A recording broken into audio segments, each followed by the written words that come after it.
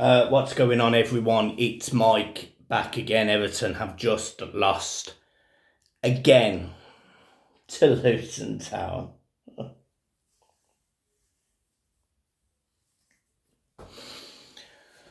I'm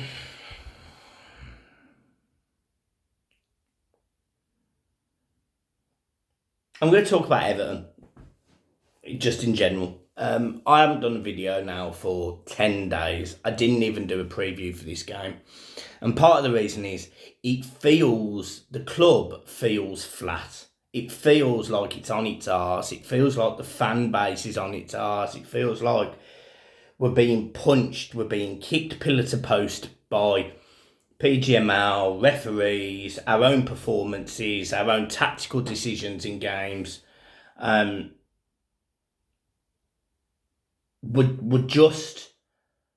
We are an accumulation of feces. There's no other way to sort of describe Everton at this moment in time, where every single time there is something to hit us down.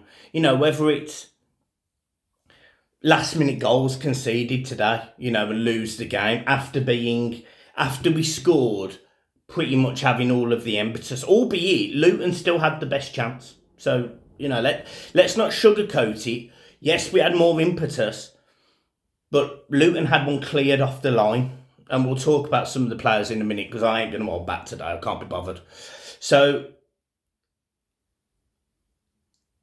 it's just points deduction, second charge, getting money off people that don't own the football club yet. How the hell we're in such a mess financially is beyond me. It's actually beyond me. And then to top it off, this is the Everton team that we have. A team that, in terms of revenue and income into a club, is now lower than teams like Crystal Palace.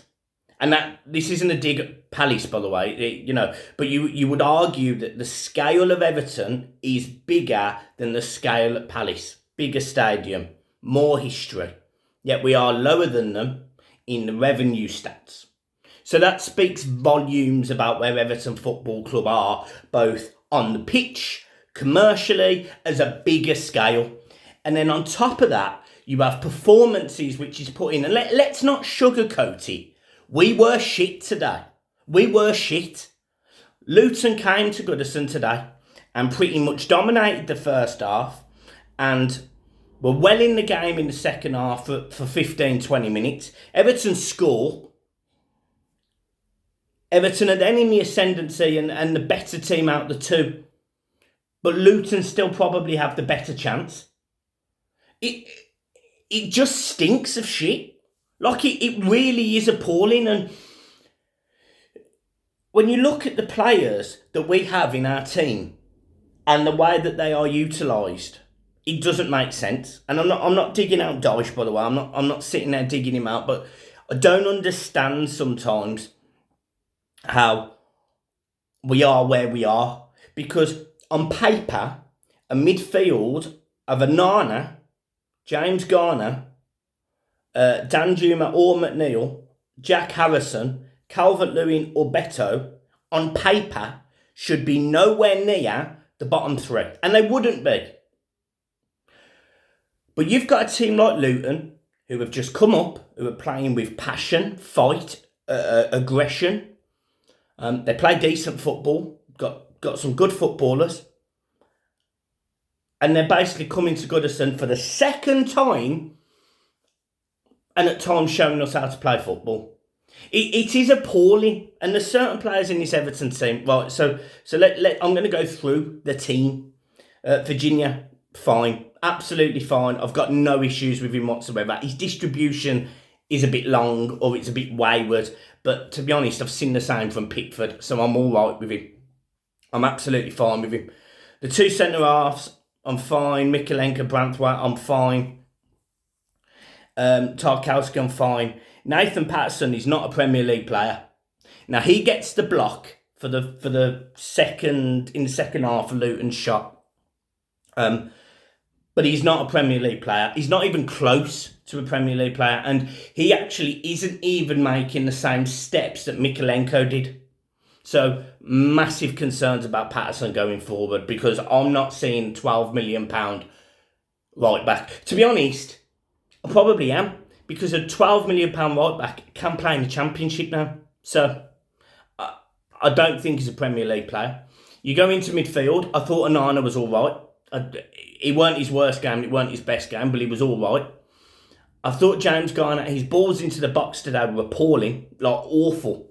And he's always got that energy, he's always got that commitment, he's always got that work rate, and he's got neat feet. But sometimes the easiest thing to do is simply get the ball in the box, and today at times we didn't. I thought Dwight McNeil yet again looked appalling.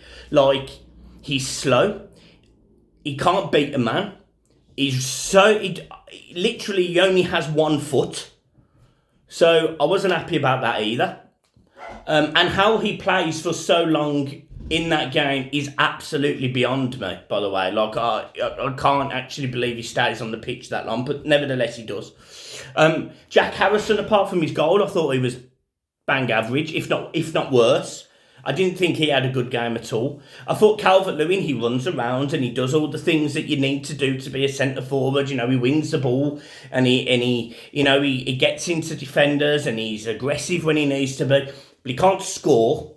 And he's not even getting the chances to score now, which is even more concerning. And you've got Beto, who, look, people will say today that he tried his hardest and he put the effort in and he was big and he was strong and maybe it's a learning game for him. But as long as I have a hole in my arsehole, he is not a Premier League player. He's too flat-footed. He doesn't make the right decisions at times. There was 2 opportunities where he could have played in a teammate next to him instead of trying to get the shot off, which goes over the bar or goes wide.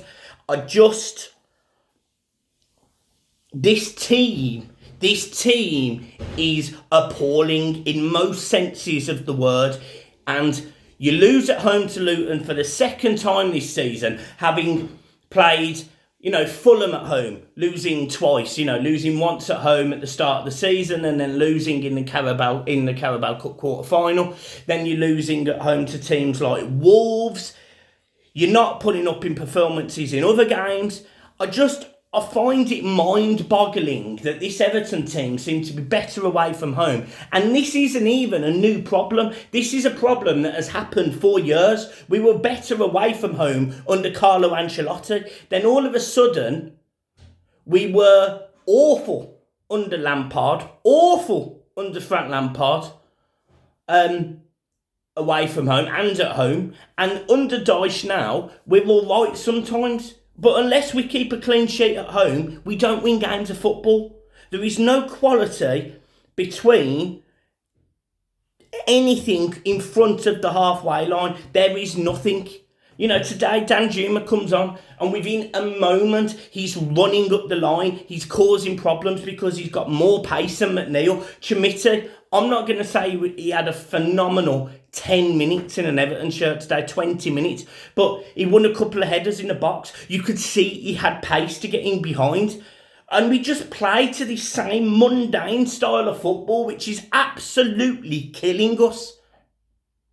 But on top of everything that's going on, so we can sit here and we can go, yeah, do you know what? We were unlucky, we give it a go in the second half and we conceded a goal to Luton. No, let's face facts, accept we're shit and work out how we're going to fix it. Because I'm telling you now, we can't invest, we can't spend money in the transfer window. I suspect we've got a loan and even that will have to be generated from income already in the club. I don't understand how we get better. And I also don't understand how the style of play changes. To be in a position at 1-1, I'm sitting there thinking, whew, thank God.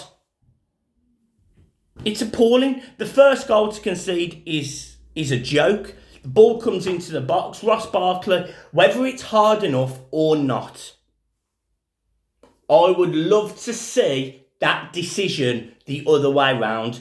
I would love to see it being an Everton player pushing Ross Barkley. I would love to see it because I can almost guarantee that it would be chalked off, it would go to the monitor and they would go, yeah, no goal. Guaranteed. But anyway, because it's not Everton, it's given us a goal, no matter what, 1-0. Ball comes in, hits Mikalenko's chest or arm or leg or whatever it hits and it goes into the goal, makes it 1-0.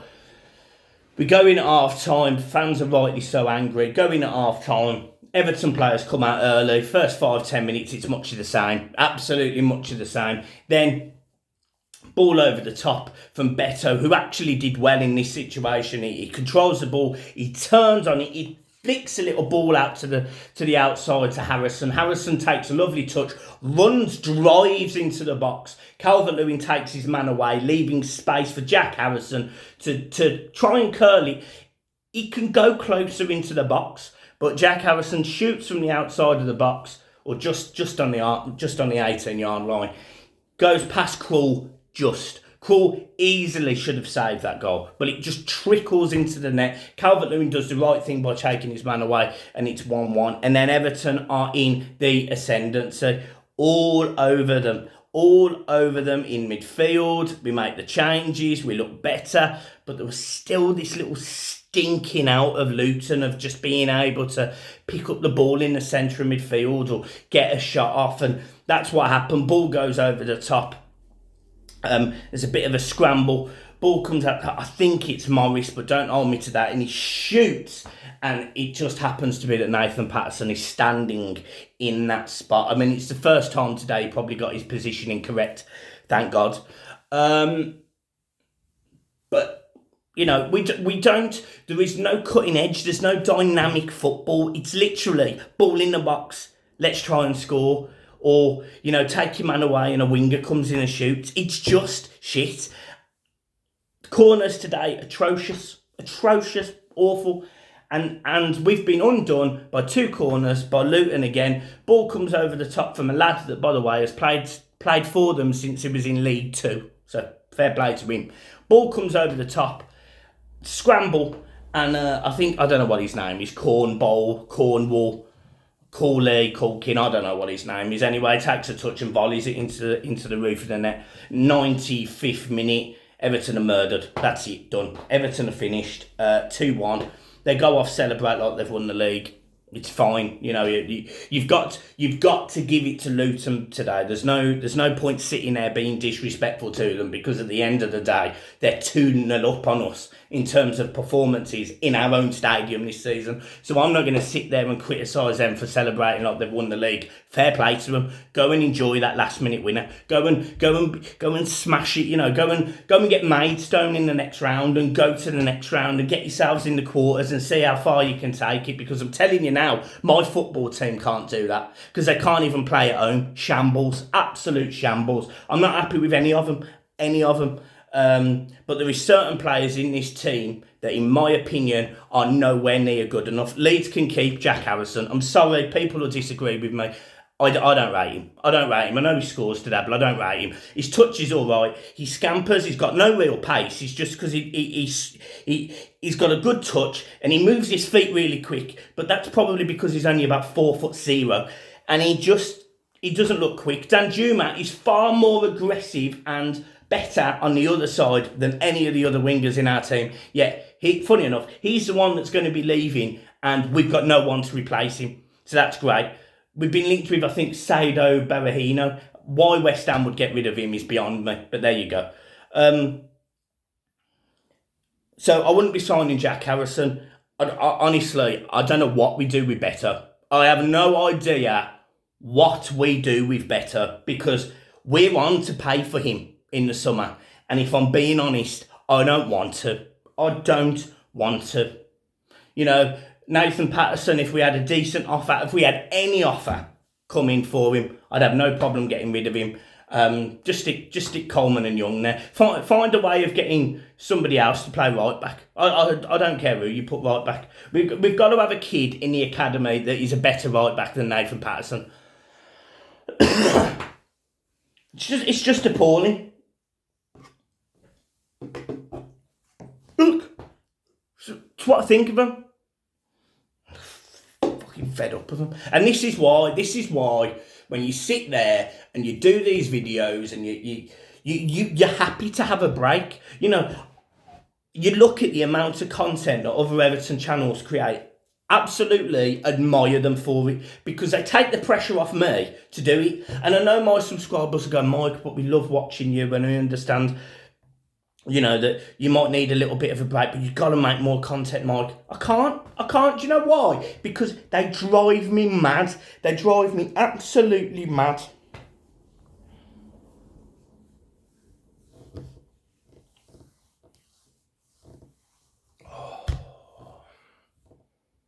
We've got Spurs next week. Spurs.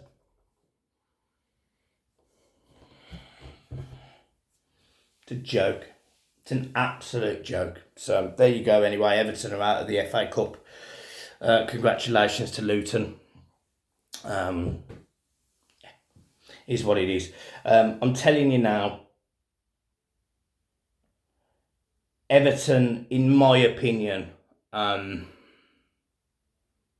something's got to give.